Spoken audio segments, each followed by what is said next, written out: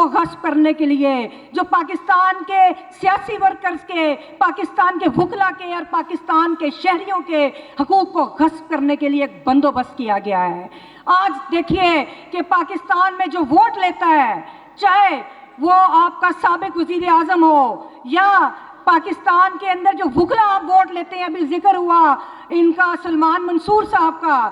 تو